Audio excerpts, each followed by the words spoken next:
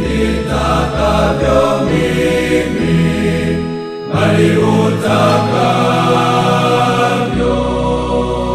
wewe. Akasema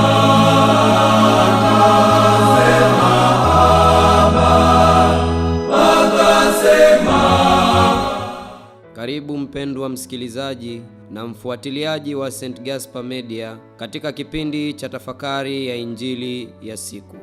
Leo Jumamosi Kuu. Jumamosi Kuu kanisa hutulia kwenye kaburi la Bwana kwa kusali na kufunga, likitafakari mateso na kifo chake na kushuka kwake kuzimu, hali linatazamia ufufuko wake. Kanisa haliadhimishi sadaka ya misa na meza takatifu iko tupu mpaka zitakapoanza sherehe za Pasaka baada ya kesha kuu, ama kutazamia kwa ufufuko wakati wa usiku. Hapo sherehe zitaendelea kwa shangwe kwa muda wa siku 50. Kwa hivyo tutasikiliza somo kutoka mahubiri ya kale kwa ajili ya Jumamosi Kuu. Bwana akashuka kuzimu. Nini kinatokea? Leo kuna ukimya mkubwa duniani, ukimya mkubwa na unyamavu, ukimya mkubwa kwa sababu mfalme analala usingizi. Dunia ilikuwa katika hofu kubwa na ikawa kimya kwa sababu Mungu katika mwili alilala usingizi na akawaamsha wale waliokuwa wamelala tangu zamani za kale. Mungu amekufa katika mwili na kuzimu kumetetemeka. Hakika anaenda kumtafuta mzazi wetu wa kwanza aliye kama kondoo aliyepotea.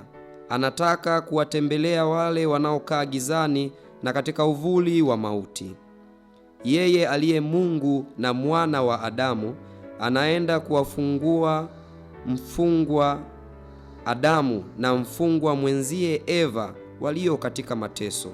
Bwana anaingia kuzimuni huku ameshika silaha yake ya ushindi, msalaba wake.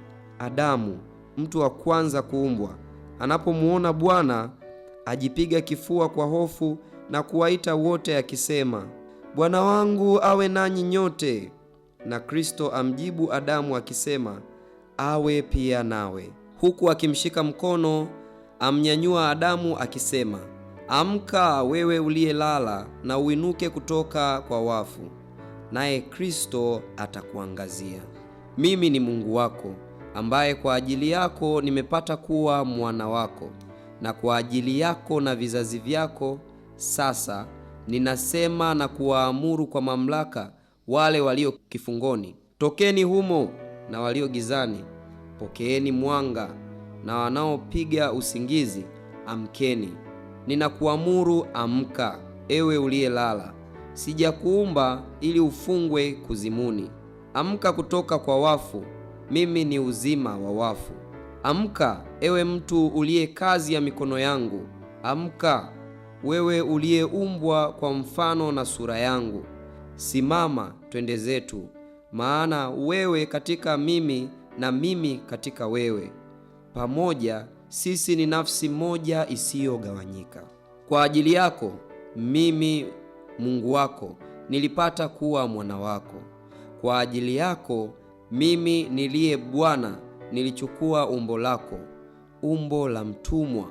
Kwa ajili yako mimi niliye juu ya mbingu nilifika duniani, nikaja chini ya dunia. Kwa ajili yako, ewe mtu, nilipata kuwa mtu asiye na msaada, nikiwa huru kati ya wafu. Kwa ajili yako, wewe uliyefukuzwa kutoka bustanini, nilitiwa mikononi mwa Wayahudi nilipokuwa bustanini, na nikasulubiwa bustanini. Tazama, mate niliyotemewa usoni kwa sababu yako wewe, ili nikurudishie uzima wa kimungu uliopewa wakati ulipoumbwa. Tazama alama za makofi niliyokubali kupigwa mashavuni, kusudi nilifanye upya umbo lako lililoharibika lifanane na sura yangu. Tazama alama za mijeledi niliyokubali kupigwa mgongoni, kusudi niondoe mzigo wa dhambi zako, mzigo ambao ulikuwa umebebeshwa mgongoni. Tazama mikono yangu iliyopigiliwa msumari katika mti kwa nia njema kwa ajili yako, wewe ambaye ulinyosha mkono wako kwenye mti kwa nia mbaya. Nililala usingizi msalabani, na mkuki ukachoma ubavu wangu kwa ajili yako, wewe ambaye ulilala usingizi paradisini, na Eva akapata kuwepo kutokana na ubavu wako. Ubavu wangu ulikomesha maumivu ya ubavu wako. Usingizi wangu utakuamsha wewe unayelala usingizi kuzimuni. Mkuki wangu umeuzuia mkuki uliokuwa umeelekezwa kwako. Lakini simama, twende zetu.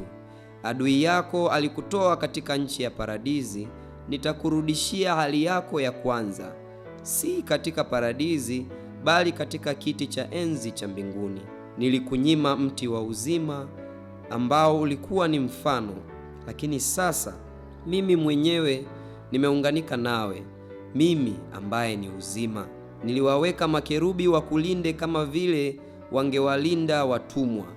Sasa nawafanya makerubi wa kuabudu wewe kama vile wangemwabudu Mungu. Kiti cha enzi cha makerubi kimetayarishwa, wapagazi wako tayari wakingoja. Chumba cha maharusi kimetayarishwa, chakula kimeandaliwa, nyumba na vyumba vya milele vimewekwa tayari, hazina za vitu vizuri zimefunguliwa. Ufalme wa mbingu umetayarishwa kabla ya nyakati. Ndugu zangu, baada ya kusikia neno hilo, basi ningependa tushirikishane pia mambo mafupi juu ya ibada ya mkesha. Katika mkesha tunaweza kusema hivi: giza, giza, giza, huzuni kuu, halafu mara mwanga mkubwa. Ndiyo maana wengine huuita usiku huu mama la makesha yote, sherehe kubwa na kuu kuliko zote, kilele cha fumbo la Pasaka. Fumbo hili ni mateso, kifo, kuzikwa, kushuka kuzimu na baadaye kufufuka. Kushiriki mkesha huu ni kushiriki pamoja kama kanisa naye Kristo, kutoka kifo hadi maisha mapya. Ni usiku wa uumbaji mpya. Ndiyo maana tunaanza maadhimisho hayo na giza na kuwasha moto mpya. Dunia haiponywi tu, bali inaumbwa upya tena ndani ya Kristo. Uumbaji wa kwanza ulianza na mwanga. Uumbaji huu mpya ambao ni ukombozi unaanza na mwanga mpya wa Kristo mfufuka. Ni mwanga usioweza kukabiliwa na giza lolote. Ni usiku wa utimilifu wa Pasaka ya Bwana. Mwana-kondoo wa Pasaka na damu ya ukombozi vilivyoonekana wakati wa ukombozi wa wana wa Israeli kutoka Misri kuelekea uhuru. Yote hayo yanakamilika ndani mwa Kristo, mwana-kondoo halisi, na damu yake azizi sana, na msalaba alioubeba na kufa juu yake kama kitendo cha makusudi cha kutukomboa. Kufufuka kwake ndiyo kuingia katika uhuru wa kweli. Ni usiku wa ubatizo wenyewe haswa. Katika ubatizo, Mkristo hufa na kufufuka na Kristo, kufa katika dhambi, kuzikwa pamoja na Kristo na kuinuka katika neema, kuwa uumbaji mpya, kuingizwa katika kanisa ambao ni mwili wa Kristo. Ni usiku wa tumaini jipya. Kifo hakina usemi wa mwisho, wala dhambi, wala ubaya. Kaburi sio makao ya daima, sio nyumba ya milele. Mkesha huu kanisa linatukumbusha kwa namna gani maisha sio raha tu na urahisi au mtelezo.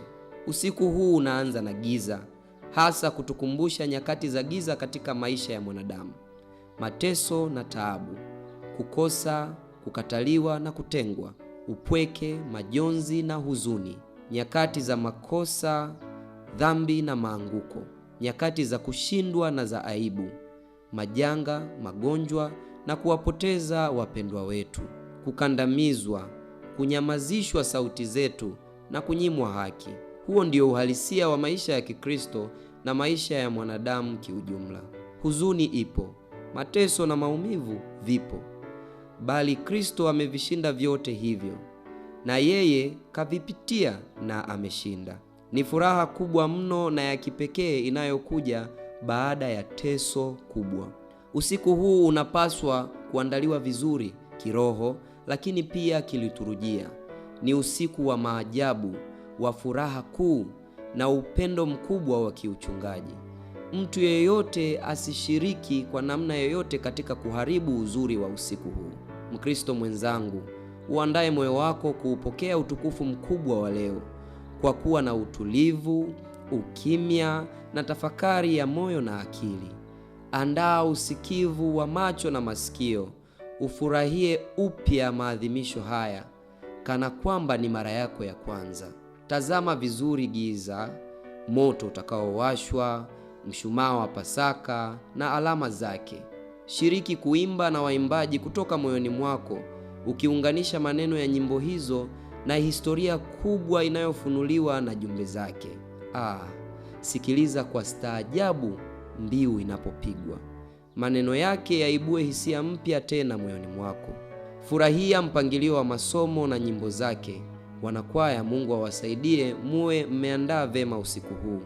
Zaidi, liturujia hii iwe bora sana, nanyi mna mchango mkubwa kuwezesha hilo. Mkristo mwenzangu, jiandae kusikia homilia ambayo hutoka kwa mchungaji mkuu na kusomewa waamini. Katika wakati wetu, ujumbe wa Pasaka ni upya wa yote. Sio uponyaji au marekebisho, ni uumbaji mpya. Tunaibuka wapya, wenye ujuzi mpya, nguvu mpya, neema mpya, uwezo mpya usiotetereshwa na uovu ama hila za Shetani. Ni utimilifu wa uzuri wote, sio msamaha bali ni kuanza upya. Si utengano na chuki bali mwanzo mpya. Ni furaha kuu. Kwa maneno haya mazuri na ya tumaini kubwa, haimaanishi magonjwa na maumivu unayopitia, umaskini, kuonewa na kadhalika vimekwisha, kana kwamba kwa muujiza asubuhi tutajikuta mbinguni. La hasha, bali sherehe hii inatukumbusha vizuri Kristo katika utimilifu wake, namna alivyobeba msalaba wake hadi mwisho na akauawa, ambavyo kwa jicho la kawaida Kristo ameshindwa, bali usiku huu unatudhihirishia kuwa kwa namna hiyo Kristo alishinda ushindi wenyewe. Leo tunakumbushwa hakika ya imani yetu, na tunapaswa kuondoka baada ya maadhimisho ya leo kama wenye nguvu mpya isiyopungukiwa na isiyozidiwa na uovu wowote.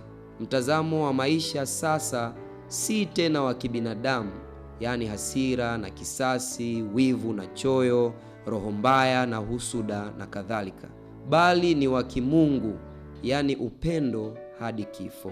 Kristo amefufuka kweli kweli, aleluya, na kutakia maisha mapya tena sasa ndani ya mwanga mkubwa wa Kristo mfufuka. Huo ukuongoze na kukulinda na kukutunza. Na kushukuru kwa kutafakari pamoja nami. Niliyekuletea tafakari hii ni mimi Frateri Lucas Ferran Kweka wa shirika la wamisionari wa damu takatifu ya Yesu kutoka seminari kuu ya Mtakatifu Gaspari del Bufalo, Kola, Morogoro. Itukuzwe damu ya Kristo!